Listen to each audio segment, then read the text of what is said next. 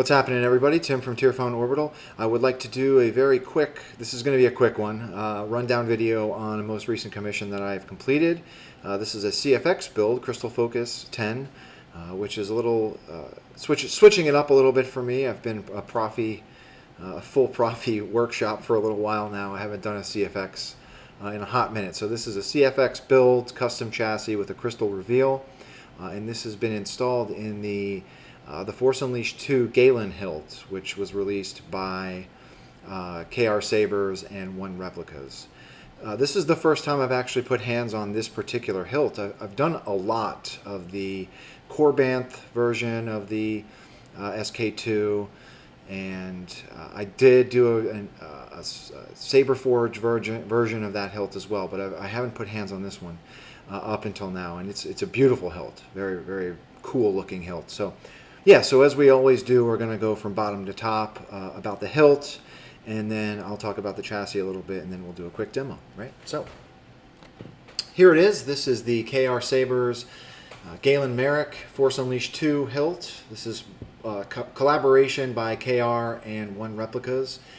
You can definitely feel the premium materials in this hilt.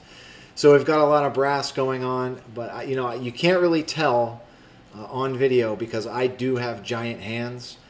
This is a hefty hilt.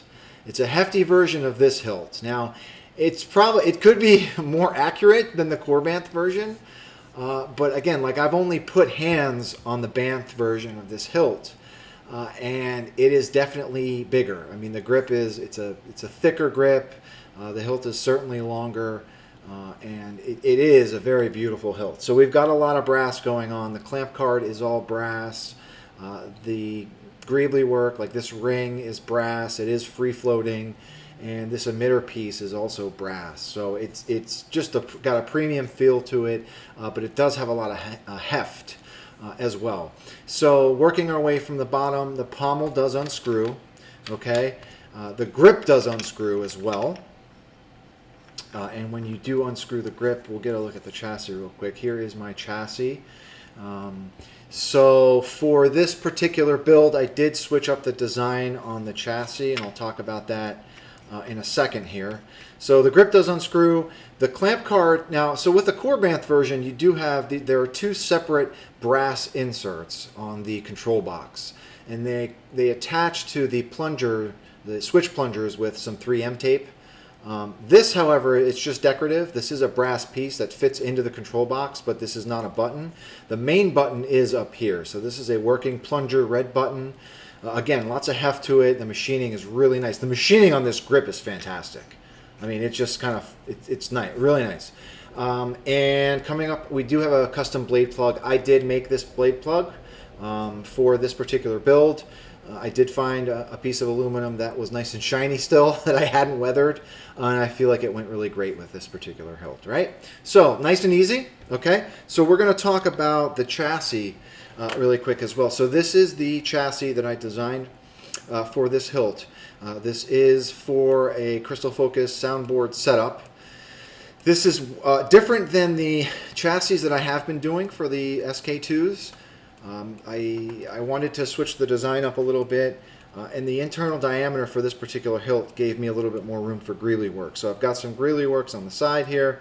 There's plenty of room for a 28mm speaker.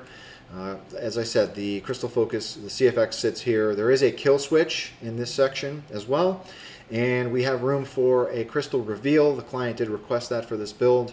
So I've got two NeoPixels, one on top, one on bottom, in the crystal reveal, and then we make our connection to the PCB and the switches out the top here. It is a stationary chassis, right? So let's talk about how to use the hilt a little bit. Actually, so I'll give you my thoughts on the hilt. Not that anyone asked, but I'm a huge fan of brass accents, huge. However, I do prefer the Corbanth version of this hilt, and I'll tell you why. I do have big hands, but the Corbanth version of this hilt just feels better, personally, to me. That being said, this hilt is absolutely beautiful.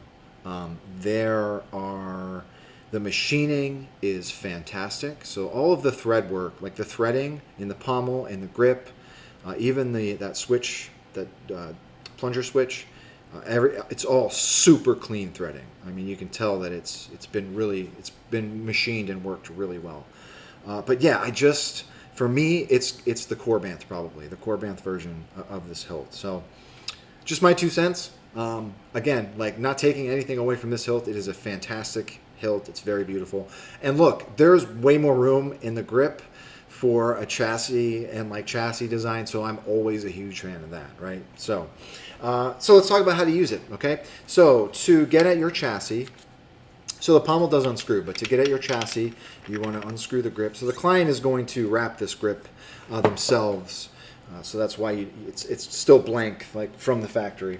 So here is our chassis. Okay, I did a little bit of buff and rub work on it and put some oil staining around the speaker section here, and yeah, just put some other Tamiya weathering pigments around the back just to make it look like it's been used and rubbed a little bit. So to put your battery in, there she is, negative side on the spring towards the speaker. Yeah, so negative towards the speaker, take the flat part of your battery, put it in. So there is a kill switch here around back. So with CFX, what I do like about CFX is it does have a great sleep function. So if this Saber is not being used, the CFX board does go to sleep. There is some parasitic drain that goes on, but I don't believe it's as bad as with Profi.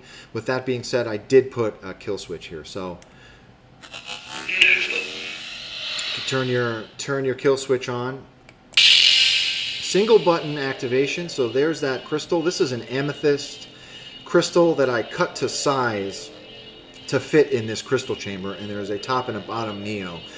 So, you know, real quick, I'd like to also, so it's been, like I said, it's been a minute since I've done a CFX build, so I actually had to re-school myself on configuring a CFX board. It is way more user-friendly, but I did have to learn, like, the Crystal Focus app for PC and all that. So what I do know, and what I did notice about Crystal Focus is the animations are not as customizable yet as they are with Profi. So like with my Profi builds, I'd probably make this its own blade. I mean, it is its own blade now on the CFX. It's wired to the L2 pad.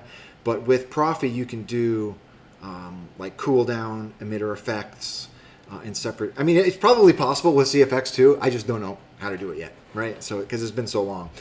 So that's the crystal. It's its own blade wired independently. And it's a single button setup, right? So you pop your battery in, put your grip back on, and here we go. So there is that. Man, that thing is loud. Lord have mercy.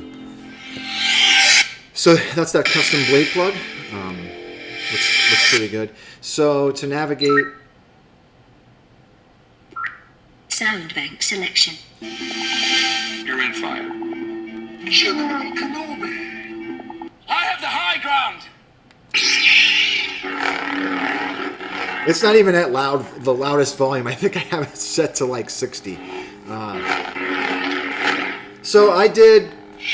The client did say that they wanted to do their own config on the blades and blade animations, but I just did a basic, like, you know, edited the colors, things like that. I do actually prefer the single button setup on this build. It just looks so much nicer, and that way you can really show off the clamp card, the nice brass clamp card.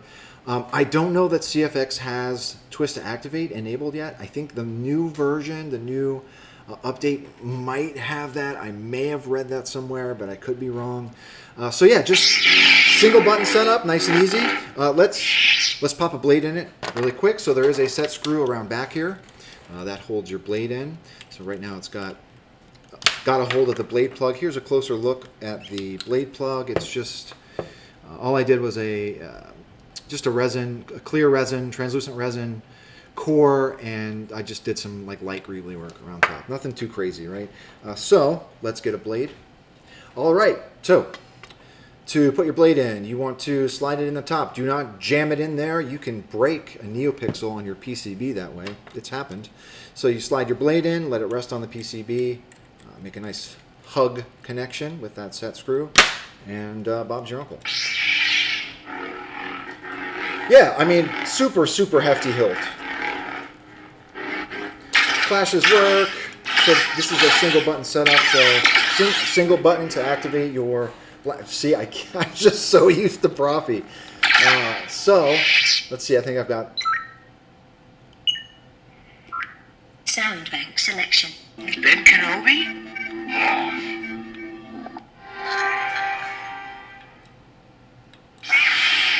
Yeah, just some... I think these are the stock blade animations. Sound bank selection. Disgraceful. Red lightsabers. She's a Sith.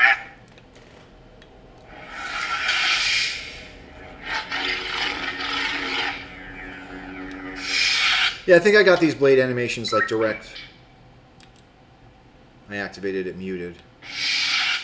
I think I got the blade animations like direct from Crystal Focus, the Crystal Focus website. Sound bank selection. And that team is ready for launch. Did you see PK2131 yesterday? Sometimes I think that guy's a copy of a copy of a copy. You know, so that's it. I mean, that's a nice quick demo with the blade. Something I also noticed about this CFX. So working with Profi for so long, I don't know if it's just me or if my eyes are playing tricks on me. I feel like the blade animations on CFX are just a little bit smoother than they are on Profi. And that's led me to, I think I'm going to do more CFX builds. The only personal CFX that I have is my Goth Grand Metal Master chassis. And I rarely even use that, honestly. So I think I should probably do some more CFX builds. But anyway, I'm going off on a tangent. So anyway, thank you very much for watching to the client. So thank you very much for trusting me with your install. I will be... Yeah, we'll be getting this in the mail to you shortly here. And with that being said, listen, everybody, I appreciate you for watching. If you have any questions or comments, please don't be a stranger. Reach out to me. Otherwise, everybody have a great day, and may the Force be with you always.